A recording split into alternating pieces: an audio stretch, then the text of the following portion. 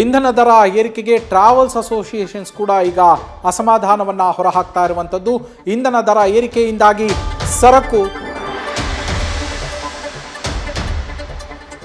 ಸಾಗಣೆ, cab, bus ಮೇಲೆ ನೇರ ಪರಿಣಾಮ ಬೀರ್ತಾ ಇದೆ.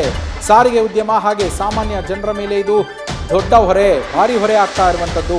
ಕೃಷಿ ಹಾಗೂ ದಿನನಿತ್ಯದ ವಸ್ತುಗಳ ಬೆಲೆ ಮೇಲೂ ಕೂಡ ನೇರ ಪರಿಣಾಮ ಬೀರ್ತಾ ಇರುವಂಥದ್ದು ಅಂತ ಹೇಳಿ ರಾಜ್ಯ ಸರ್ಕಾರದ ಇಂಧನದ ಮೇಲಿನ ತೆರಿಗೆಯನ್ನು ಮರುಪರಿಶೀಲಿಸಬೇಕು. ಸರ್ಕಾರ ಅನಗತ್ಯ ವೆಚ್ಚಗಳನ್ನು ಕಡಿತಗೊಳಿಸಿ ಹೊರೆ ತಗ್ಗಿಸಬೇಕು. ಜನರ ಮೇಲಿನ ಆರ್ಥಿಕ ಹೊರೆಯನ್ನು ತಗ್ಗಿಸುವ ಕ್ರಮವನ್ನು ಕೈಗೊಳ್ಳಬೇಕು ಅಂತೇಳಿ ಅಸೋಸಿಯೇಷನ್ ಆಗ್ರಹವನ್ನು ವ್ಯಕ್ತಪಡಿಸಿರುವಂಥದ್ದು.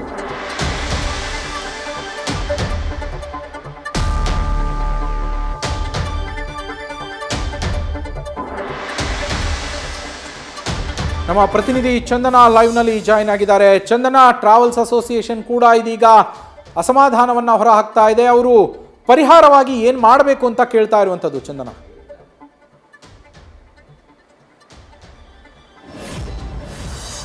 ನವೀನ್, ನೀವೇ ಹೇಳಿದಾಗೆ ಅಂದ್ರೆ ಟ್ಯಾಕ್ಸ್ ಅನ್ನ ಮರುಪರಿಶೀಲಿಸಬೇಕು. ಯಾಕಂದ್ರೆ ಒಂದು ಬಾರಿ 2 ಬಾರಿ ದರ ಏರಿಕೆ ಆಗಿದ್ರೆ ನಾವು ಅದನ್ನ ಅಕ್ಸೆಪ್ಟ್ ಮಾಡ್ಕೋತಾ ಇದ್ವಿ. ಆದ್ರೆ 10 ದಿನದಲ್ಲಿ 4 ಬಾರಿ ಏರಿಕೆ ಆಗಿರೋದ್ರಿಂದ ಸಾಗಣೆ ವೆಚ್ಚ ಕಾಸ್ಟ್ಲಿ ಆಗ್ಬಿಡುತ್ತೆ, ದುಬಾರಿ ಆಗ್ಬಿಡುತ್ತೆ. ಇದರಿಂದ ಕೃಷಿ ಫೀಲ್ಡ್ಗಾಗಿರ್ಬೋದು ಅಥವಾ ದಿನನಿತ್ಯ ಬಳಸುವಂತ ವಸ್ತುಗಳ ಕ್ಷೇತ್ರಕ್ಕಾಗಿರ್ಬೋದು ಹೆಚ್ಚಿನ ಪ್ರಮಾಣದಲ್ಲಿ ಹೊಡೆತ ಬೀಳುತ್ತೆ. ಇದು ಒಂದ್ ಕಡೆ. ಮತ್ತೊಂದ್ ಕಡೆ ಬರೀ ವಾಹನ ಸವಾರರಿಗಲ್ಲ, ಕ್ಯಾಬ್ ಓಡಿಸೋರ್ಗಾಗಿರ್ಬೋದು, ಲಾರಿ ಓಡಿಸೋರಾಗಿರ್ಬೋದು, ಎಲ್ರಿಗೂ ಕೂಡ ತೈಲ ಅನ್ನೋದು ಇಟ್ಸ್ ಅ ಬೇಸಿಕ್. ಸೊ ಅದರ ದರನೇ ಜಾಸ್ತಿ ಆಗ್ಬಿಟ್ರೆ ಜೀವನ ಮಾಡೋದು ಬಹಳ ಕಷ್ಟ ಆಗತ್ತೆ. ಹೀಗಾಗಿ ಇದನ್ನ ಮರುಪರಿಶೀಲಿಸಬೇಕು ಅನ್ನುವಂತ ಆಗ್ರಹವನ್ನ ಈಗ ಟ್ರಾವೆಲ್ ಅಸೋಸಿಯೇಷನ್ ಅವರು ಹೇಳ್ತಾ ಇರುವಂತದ್ದು.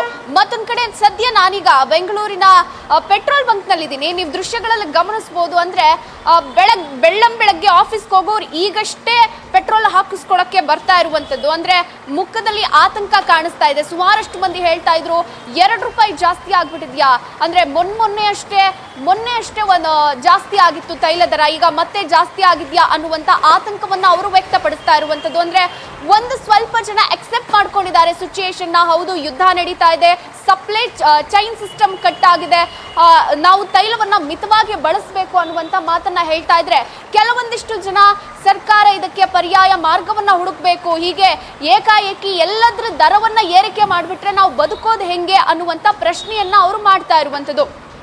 ನಾನೀಗ ವಾಹನ ಸವಾರರನ್ನ ಮಾತನಾಡಿಸುವಂತ ಪ್ರಯತ್ನ ಮಾಡ್ತೀನಿ. ಸರ್, 10 ದಿನದಲ್ಲಿ 4 ಬಾರಿ ದರ ಏರಿಕೆ ಆಗಿದೆ, ಏನ್ ಹೇಳ್ತೀರಾ? ತುಂಬ ಕಷ್ಟ ಆಗ್ತಾಯಿದೆ ಮೇಡಮ್. ಎಲ್ಲರಿಗೂ ಮಿಡಲ್ ಕ್ಲಾಸ್ ಅವ್ರಿಗೆ ತುಂಬ ಕಷ್ಟ ಆಗ್ತಾ ಇದೆ. ಕಮ್ಮಿ ಮಾಡಬೇಕು ಇವರು. ಅಟ್ಲೀಸ್ಟ್ ಸೆಂಟ್ರಲ್ ಗೌರ್ಮೆಂಟ್ ಆ್ಯಕ್ಷನ್ ತೊಗೊಬೇಕು ಮೇಡಮ್ ಇದ್ರ ಮೇಲೆ. ಕೇಳಿಸ್ಕೊಂಡ್ರಲ್ಲ ನವೀನ್, ಅಂದ್ರೆ ಮಿಡಲ್ ಕ್ಲಾಸ್ ಅವ್ರಿಗೆ ಹೆಚ್ಚಿನ ಪ್ರಮಾಣದಲ್ಲಿ ಇದು ಹೊರೆ ಆಗ್ತಾ ಇರುವಂತದ್ದು. ಅಂದ್ರೆ 10 ದಿನದಲ್ಲಿ ₹8 ಅಂದ್ರೆ ದಿನಕ್ಕೆ 2-3 ಲೀಟರ್ ಪೆಟ್ರೋಲ್ ಯೂಸ್ ಮಾಡೋರ್ಗೂ ಕೂಡ ಒಂದ್ ರೀತಿ ದೊಡ್ಡ ಪ್ರಮಾಣದ ಪೆಟ್ಟು ಬೀಳುತ್ತೆ ಅನ್ನುವಂತ ಒಂದು ಆಕ್ರೋಶವನ್ನ ವಾಹನ ಸವಾರರು ವ್ಯಕ್ತಪಡಿಸ್ತಾ ಇರುವಂತದ್ದು.